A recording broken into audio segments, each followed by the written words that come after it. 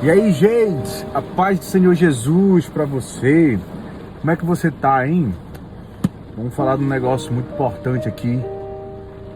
Pelo Senhor, em nome do Senhor, porque vem da palavra dele. E se vem da palavra dele, já não falo mais em carne, falo em espírito, né? A palavra de Deus diz que aquele que fala que Cristo é o Messias, já não fala em carne, fala pelo Espírito, né? Assim como aconteceu com Pedro, que Jesus perguntou para ele: Pedro, o que dizem que eu sou? Alguns dizem que tu é Elias, outros dizem que tu é Jeremias, né? Outros dizem que tu é o Messias. E tu, o que tu acha que eu sou? Tu és o Cristo. Assim respondeu Pedro para ele, né? E Jesus vai dizer para ele o seguinte: bem-aventurado é tu, Simão Jonas, porque isso foi te revelado não pela carne nem pelo sangue, mas pelo Espírito de Deus, né? Quem fala em nome do Senhor, você pode ter certeza que o Espírito Santo habita sobre ele. Então, falamos aqui pelo Espírito. Hoje eu quero trazer uma palavra para você, uma palavra para o teu coração. Essa palavra vai estar lá no livro de Romanos 8. Romanos capítulo 8, versículo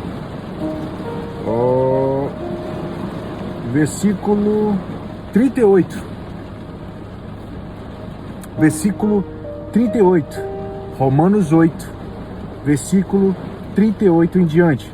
Nós vamos encontrar o seguinte: pois estou convencido de que nem a morte, nem a vida, nem anjos, nem demônios, nem o presente, nem o futuro, nem quaisquer poderes, nem altura, nem profundidade, nem qualquer outra coisa na criação será capaz de nos separar do amor de Deus que está em Cristo Jesus, nosso Senhor. Glórias a Deus por essa palavra maravilhosa. Eu quero trazer para você o seguinte: preciso que você entenda algo, que Deus jamais te abandona. Deus, quando tem planos com você, Ele nunca vai te abandonar. A palavra de Deus, um pouquinho antes disso aí, vai dizer o seguinte: não há condenação para aqueles que estão em Cristo Jesus. Não há condenação. A partir do momento, se você entender como funcionam os planos de Deus sobre a tua vida, o plano de salvação para a humanidade, você vai entender que Deus arquitetou todas as coisas através de Cristo.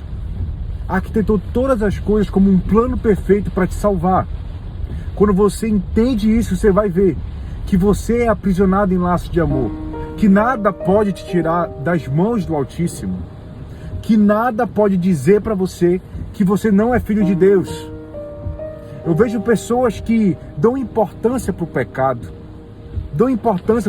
de maneira demasiada, sendo que o próprio Deus não botou a responsabilidade do pecado sobre você.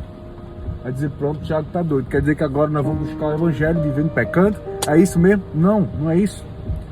Ninguém que vá atrás do Senhor, ninguém que busque a Deus, busca o Senhor e continua pecando do mesmo jeito. Isso é bíblico, está na palavra. Ninguém consegue buscar ao Senhor e continuar pecando. Mas tem um detalhe nisso também: ninguém busca a Deus se o Senhor não chamou ele primeiro. Então você começa a entender o seguinte: que você para de pecar não porque você é bom, mas porque Deus te chamou. E quando Deus te chama, a glória e a santidade, a justificação dele começa a refletir sobre você. É isso que acontece. O que entendemos e que começamos a achar de maneira errada é achar que Deus uma vez nos elege, e quando Ele nos elege, a partir desse momento eu começo a ter escolhas sobre como eu vou agir e o meu novo comportamento diante do Senhor. Mas o que você não entende é que dessa forma você coloca sobre você uma coroa de santidade, uma coroa de boas escolhas, uma coroa de perfeição que nada tem a ver com você, e sim com o sangue carmesim que foi derramado na cruz. Você consegue entender isso? Aqui a palavra de Deus está dizendo que Deus nunca vai te abandonar, que Deus nunca vai deixar de acreditar naquilo que Ele fez, naquilo que Ele predestinou. E não somente acreditar, Ele vai cumprir Porque aquele que fez a promessa cumpre ela. Aquele que fez promessa sobre a tua vida, ele vai cumprir isso na sua vida. Você consegue entender? Não tem para onde correr. Não tem dessa, ou eu acho que eu sou filho de Deus ou não sou. Não tem isso. Ou você é ou você não é. Tem gente que não é filho de Deus, Thiago? Óbvio que tem. Óbvio que tem. A palavra de Deus vai dizer que são filhos da ira. Da ira predestinada para esse tempo. Para a ira predestinada para esse mundo. Eu quero dizer para você o seguinte, que tem pessoas que podem olhar para você e podem julgar a roupa que você veste. Tem gente que vai olhar para você e não vai ter empatia com o momento em que você está vivendo. Uma vez eu passei e vi um monte de gente, por exemplo, num bar bebendo ali, perto de um local onde eu ia me congregar, onde eu fui olhar, ouvir a palavra do Senhor. Tinha uma igreja e tinha um pessoal bebendo. E rapidamente o pessoal começou a se escandalizar e orar e dizer: Senhor, tira os levantes daqui de perto, não sei o quê. Não se ora dessa forma. E vou dizer para você por quê. Porque a pessoa que está ali bebendo no bar, já foi eu uma vez. A pessoa que está ali ainda não sabendo qual é o caminho certo de seguir, aquele que é crente hoje e está mais firme, já veio de lá.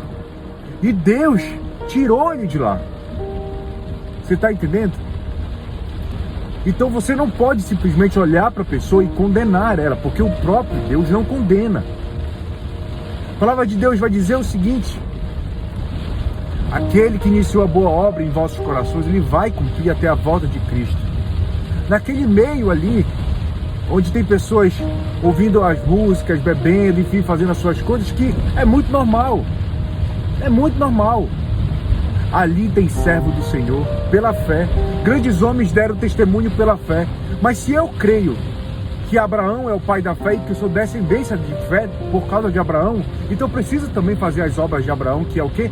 Fé. E se eu tenho fé, eu tenho que olhar para o outro com fé. Eu tenho que olhar para o outro não com os olhos do homem da carne. Eu tenho que olhar para os outros com os olhos da fé. Os olhos de Abraão, os olhos que Deus te enxerga. Deixa eu dizer uma coisa para encerrar esse vídeo. Deixa eu dizer uma coisa para você. As pessoas estão muito preocupadas com o pecado do outro.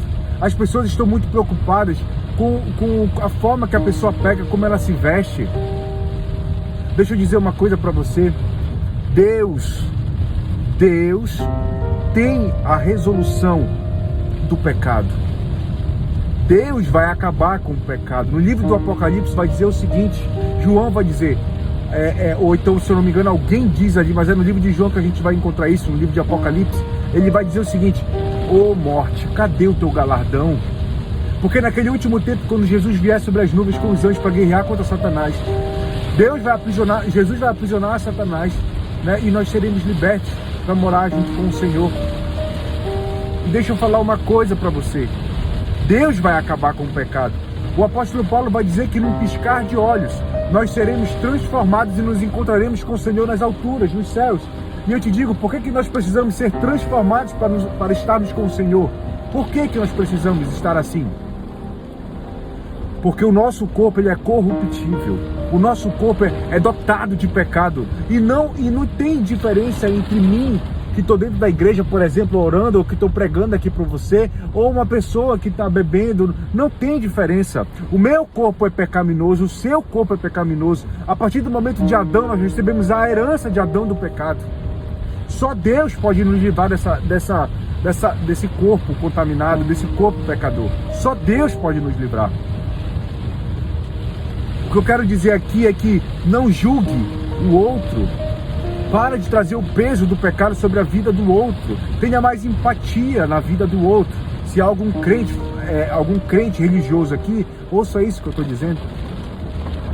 Pare de colocar sobre o outro o peso do pecado e a responsabilidade de restauração. Porque essa responsabilidade de restauração, o próprio Deus bateu no peito e chamou para si. O próprio Deus bateu no peito e chamou para si.